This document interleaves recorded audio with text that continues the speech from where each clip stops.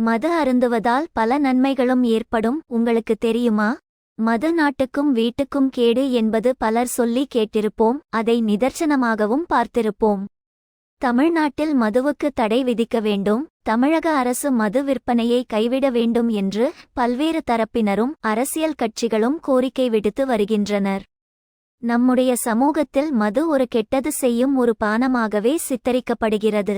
ஆனால் மதுவின் பயன்பாடு பல்வேறு வகையில் நன்மையையும் தருகிறது. மதுவின் தேவை உடல்நல பிரச்சனைகளுக்கு தீர்வும் தருகிறது.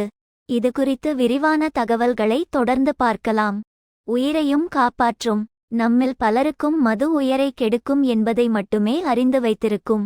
ஆனால் அளவான மது பழக்கம் உடலில் நல்ல கொழுப்புக்கான தன்மையை அதிகரிக்கிறது.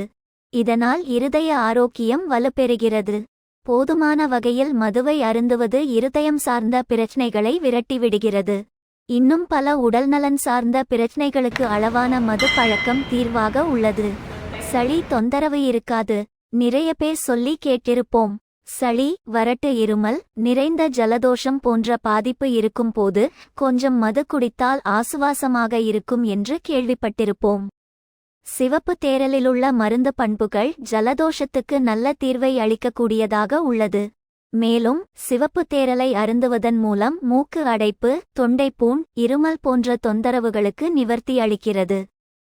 இருதயம் நலன் பெறும். இருதயத்துக்கு வோட்கா மற்றும் தேரல் இரண்டும் ஆரோக்கியம் வழங்கக்கூடதாக உள்ளது.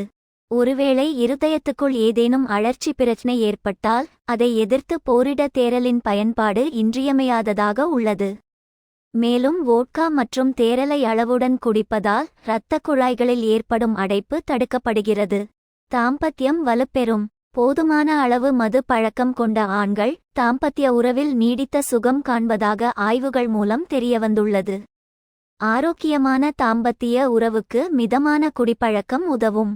எனினும் இந்த மது அதிகமானால் ஆண்மை குறைவு ஏற்படும் என்பது குறித்து தெரிந்துகொள்வது குறிப்பிடத்தக்கது.